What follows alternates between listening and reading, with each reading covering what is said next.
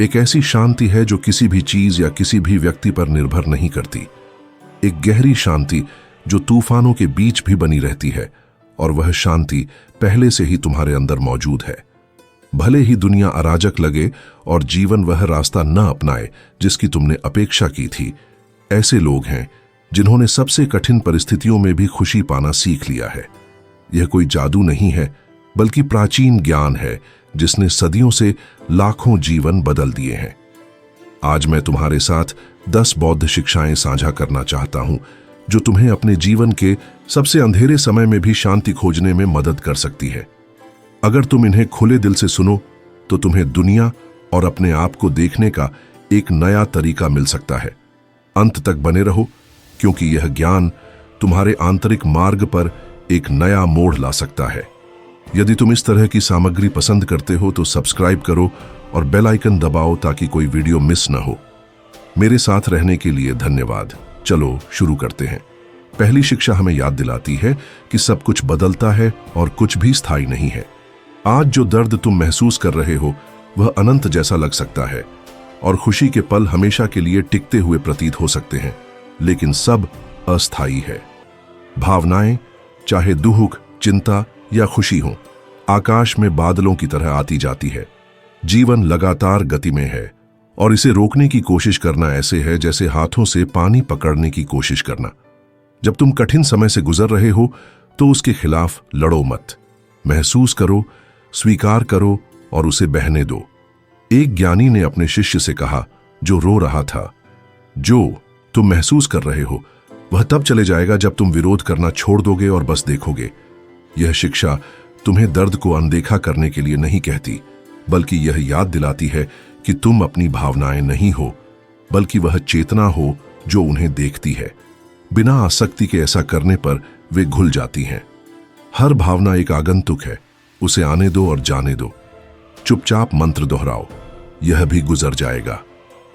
दूसरी शिक्षा हमें आसक्ति के बारे में बताती है, जो मानव पीड़ा का मूल कारण है। हमें जो हम प्यार करते हैं उसे खोना दुख देता है, लेकिन इससे भी अधिक दुख तब होता है जब हम यह भ्रम पालते हैं कि कुछ हमेशा रहेगा। बुद्ध के अनुसार पीड़ा घटनाओं से नहीं, बल्कि हमारे परिवर्तन के विरोध से पैदा होती है। हम चाहते हैं कि लोग स्थायी रहें, परिस्थितियां जैसी हैं वैसी ही रहें, और जीवन हमारी अपेक्षाओं के अनुसार चले। लेकिन प्यार का मतलब आसक्ति नहीं है। आसक्ति डर से पैदा होती है। अकेले रहने का डर, खोने का डर, खालीपन का सामना करने का डर, और उसी डर से हम पीड़ा महसूस करते हैं। एक साधु ने गलती से अपनी प्यारी प्याली तोड़ दी। जब उसने यह अपने गुरु को बताया तो गुरु ने कहा, तुमने प्याली को नहीं बल्कि इस भ्रम को प्यार किया कि वह हमेशा तुम्हारे साथ रहेगी। असंगति कोई उदासीनता नहीं है, बल्कि बिना डर, नियंत्रण या स्वामित्व के प्यार करने की क्षमता है। इसका मतलब है यह समझना कि जीवन में सब कुछ एक चक्र पूरा करता है, और छोड़ना खोना नहीं, बल्कि स्वतंत्रता है। खुद से पूछो, तुम किस चीज को खोने के डर से पकड़कर रख रहे हो, और अगर तुम इसे छोड़ दो तो कितनी आजादी मिलेगी। तीसरी शिक्षा हमें याद दिलाती है कि सच्ची शांति तुम्हारे अंदर से जन्म लेती है। अक्सर हम बाहर से वही खोजते हैं जो केवल हमारे भीतर विकसित हो सकता है। पैसा, सफलता, पहचान या प्यार, यह मानकर कि इससे हमें शांति मिलेगी। लेकिन अगर तुम्हारे अंदर शांति नहीं है तो कोई बाहरी उपलब्धि तुम्हें पूरा नहीं कर सकती। बौद्ध धर्म स्पष्ट रूप से सिखाता है कि तुम्हारी आंतरिक दुनिया तुम्हारी बाहरी दुनिया को आकार देती है। शांति को पाया नहीं जाता, इसे विकसित किया जाता है, और इसके लिए चुप्पी, उपस्थिति और आत्मज्ञान की आवश्यकता होती है। एक शिष्य ने एक ज्ञानी से पूछा, शांति पाने के लिए मुझे कहां जाना चाहिए? और उसने उत्तर दिया, आंखें बंद करो, अपनी सांस सुनो, यही रास्ता शुरू होता है। अगर बाहर अराजकता है तो अपने भीतर गहराई में जाओ। अगर दुनिया चिल्ला रही है तो चुप्पी में खुद को सुनना सीखो। तुम्हारा अंदर एक मंदिर हो सकता है, लेकिन अगर तुम वहां नहीं जाते तो तुम बाहरी शोर में जियोगे, और शोर में जीना यह भूलना है कि तुम कौन हो। अपने आप से यह पूछो, हाल ही में तुमने शांति कहां खोजी है? दिन में कितने समय तुम अपने साथ होते हो? क्या तुम बिना जल्दबाजी के सांस लेने और बिना न्याय किए खुद को महसूस करने की अनुमति देते हो? याद रखो, शांति का मतलब समस्याओं की अनुपस्थिति नहीं है, बल्कि चेतन उपस्थिति है। अराजकता के बीच भी वह चेतना तुम हो। चौथी शिक्षा हमें याद दिलाती है कि हम वही बन जाते हैं जिसके बारे में हम सोचते हैं। मन एक नदी की तरह है जो कभी नहीं रुकती, और हर विचार एक बूंद है जो समय के साथ हमारी वास्तविकता को आकार देती है। यह कविता नहीं है, बल्कि एक गहरी आध्यात्मिक सच्चाई है। जो तुम सोचते हो वह तुम्हारे जीवन को बदलता है। अगर तुम डर, कमी या क्रोध के विचार दोहराते हो तो वे भावनाएं तुम्हारे शरीर और परिवेश में जड़ जमा लेती हैं। लेकिन अगर तुम करुणा, धैर्य और स्पष्टता को विकसित करते हो तो वह सकारात्मक ऊर्जा तुम्हारे चारों ओर फैलती है। बौद्ध धर्म में मन का प्रशिक्षण कोई विलासिता नहीं, बल्कि आवश्यकता है। इसलिए ध्यान, माइंडफुलनेस और मंत्र जैसी प्रथाएं हैं। ये मानसिक नदी को वश में करने में मदद करती है, जो बिना दिशा के तुम्हें अंधेरे में खींच सकती है। एक बिना नियंत्रण वाला मन जेल बन सकता है। प्रेम से देखी गई चेतना स्वतंत्रता बन जाती है। एक व्यावहारिक सुझाव, जब भी तुम नकारात्मक और दोहराए जाने वाले विचार को महसूस करो तो उसके खिलाफ मत लड़ो। उसे देखो, सांस लो और ध्यान बदलो। खुद से पूछो, क्या यह विचार मुझे वह व्यक्ति बनने में मदद करता है जो मैं बनना चाहता हूं? अगर जवाब नहीं है तो ऐसा विचार चुनो जो मदद करे। यह तुरंत तुम्हारा जीवन बदल नहीं देगा, लेकिन यह तुम्हारे देखने के तरीके को बदलेगा, और वही अक्सर सबसे महत्वपूर्ण होता है। पांचवी शिक्षा हमें याद दिलाती है कि हमारे पास केवल यह क्षण है। अतीत अब अस्तित्व में नहीं है और भविष्य अभी नहीं आया है। एकमात्र वास्तविक चीज यह क्षण है, यह सांस, यह शब्द, यह विराम।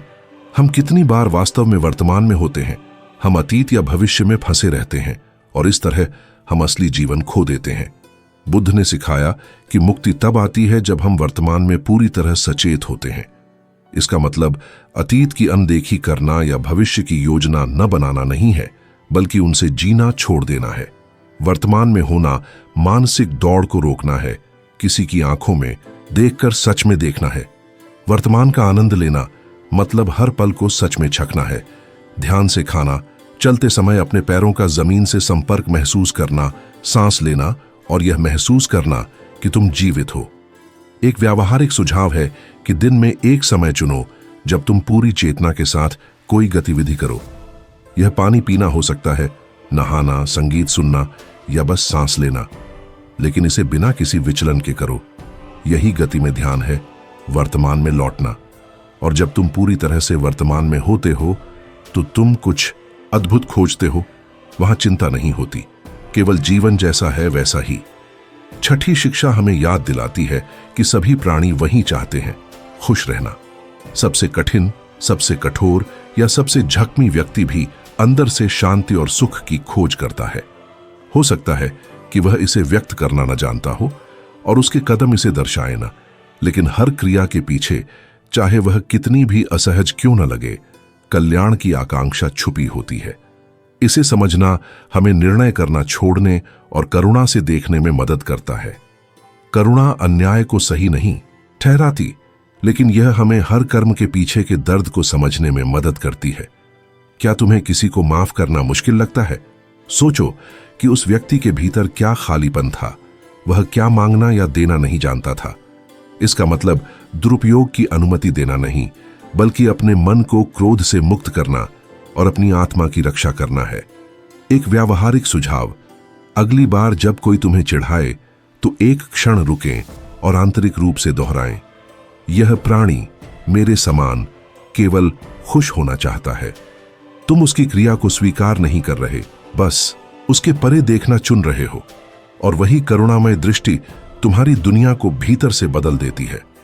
सातवीं शिक्षा हमें याद दिलाती है कि हम अपने मन के जिम्मेदार हैं। हम सब कुछ नियंत्रित नहीं कर सकते, लेकिन हम यह तय कर सकते हैं कि कैसे प्रतिक्रिया देंगे, और यह चुनाव हमारे मन से शुरू होता है। बुद्ध ने आसान जीवन का वादा नहीं किया, बल्कि यह सिखाया कि मन की देखभाल स्वतंत्रता की ओर पहला कदम है। नकारात्मक विचार होने के लिए तुम दोषी नहीं हो, हम सब में हैं। कुंजी यह है कि तुम उन्हें कैसे संभालते हो। या तो उन्हें बिना सवाल किए सच मानो, उन्हें दोहराओ जब तक वे तुम्हारी सच्चाई न बन जाएं, या उन्हें देखो बिना यह अनुमति दिए कि वे तुम्हें परिभाषित करें। अपने मन की कल्पना एक घर की तरह करो। विचार आगंतुक हैं। तुम तय करते हो कि किसे रहना है और किसे जाने के लिए कहना है। एक व्यावहारिक सुझाव: जब कोई विचार तुम्हें असुविधा दे, उसे लिखो और पढ़ो जैसे वह किसी और का हो। पूछो, क्या यह विचार मुझे मदद करता है या सीमित करता है? क्या यह वास्तविक है या सिर्फ तर्क का बहाना बनाकर डर है? याद रखो, तुम अपने विचार नहीं हो, तुम वही हो जो उन्हें देखता है, और वही चेतना तुम्हारी सबसे बड़ी शक्ति है। 8वीं शिक्षा हमें आभार की परिवर्तनकारी शक्ति के बारे में बताती है। बौद्ध धर्म के दिल में मौन के अलावा जीवन को देखने का एक पवित्र तरीका है सचेत आभार। यह केवल आदत से धन्यवाद देने या खाली शब्द दोहराने का विषय नहीं है, बल्कि आवश्यक चीजों को पहचानने का है। जो हवा तुम सांस लेते हो, जो तुम्हें सुनता है, जो छत तुम्हें सुरक्षा देती है, तुम्हारा शरीर जो तुम्हें सहारा देता है, यहां तक कि दर्द में भी। आभार सतही भावना नहीं, बल्कि गहरी प्रथा है जो हमें आत्मा से देखने की शिक्षा देती है। छोटे छोटे चीजों के लिए भी आभार प्रकट करके हम उस प्रचुरता के साथ जुड़ते हैं जो पहले से मौजूद है और कमी के बंधन से मुक्त हो जाते हैं। साधु सिखाते हैं कि हानि के बीच भी हम आभार प्रकट कर सकते हैं, न कि जो चला गया उसके लिए, बल्कि जो शिक्षा उसने दी उसके लिए। हर दिन सोने से पहले एक क्षण निकालो और 3 चीजों को लिखो या याद करो जिनके लिए तुम आभारी हो सकते हो। यह बड़े कदम होने की आवश्यकता नहीं है। एक ईमानदार बातचीत, एक गर्म भोजन या किसी कृपा का कार्य। इरादे के साथ आभार की प्रथा तुम्हारी ऊर्जा बदल देती है, क्योंकि जब मन कठिनाइयों के बीच भी जो फूले उस पर ध्यान केंद्रित करना सीखता है तो सच्ची शांति उत्पन्न होती है। 9वीं शिक्षा हमें याद दिलाती है कि परिवर्तन तुम्हारे अंदर से शुरू होता है। कई लोग दुनिया को बदलना चाहते हैं, लेकिन कम ही लोग वास्तव में खुद को देखने की हिम्मत रखते हैं। बुद्ध ने सिखाया कि जैसे एक मोमबत्ती बिना अपनी लौ के दूसरी को नहीं जला सकती, वैसे ही हम अपने अंदर परिवर्तन किए बिना बाहरी दुनिया को नहीं बदल सकते। हम न्याय, पूर्णता और सचेत संबंध चाहते हैं, लेकिन वही आदतें, निर्णय और बहाने दोहराते रहते हैं। मौसम, राजनीति, साथी या भाग्य के बदलने की प्रतीक्षा मत करो। बाहरी कुछ भी नहीं बदलेगा अगर तुम अपने भीतर परिवर्तन नहीं करते। एक गुरु ने अपने शिष्य को, जो हमेशा शिकायत करता था, एक आईना दिया और कहा, जब तुम कुछ अलग देखना चाहो तो खुद को अलग देखो। यह शिक्षा तुम्हें दोषी बनाने के लिए नहीं, बल्कि तुम्हें हमेशा से मिला शक्ति लौटाने के लिए है। जब भी तुम अधिक धैर्यवान, ईमानदार या करुणामय बनने का चुनाव करते हो, बिना यह उम्मीद किए कि दूसरे पहले ऐसा करें, तुम उस परिवर्तन के बीज बन जाते हो जिसे तुम देखना चाहते हो।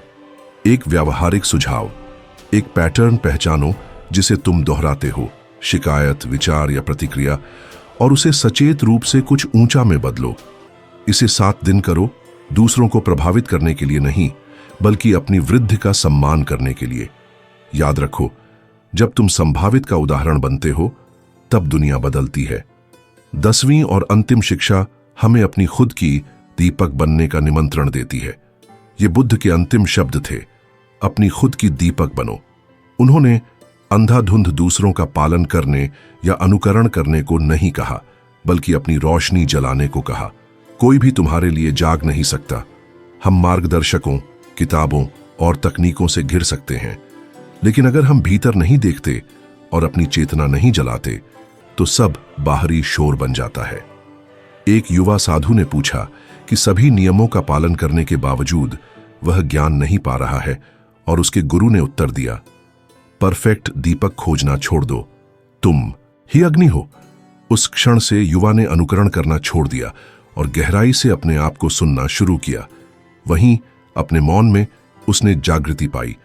एक व्यावहारिक सुझाव: हर सुबह कुछ मिनट निकालो सिर्फ अपने साथ रहने के लिए, बिना विचलनों, बिना मोबाइल और बिना अपेक्षाओं के। केवल तुम, तुम्हारी सांस और तुम्हारी उपस्थिति। यह आंतरिक स्थान अकेलापन नहीं, बल्कि सार्वभौमिकता है। जब तुम अपनी खुद की दीपक बनते हो, तो तुम्हें अनुमोदन की आवश्यकता नहीं होती।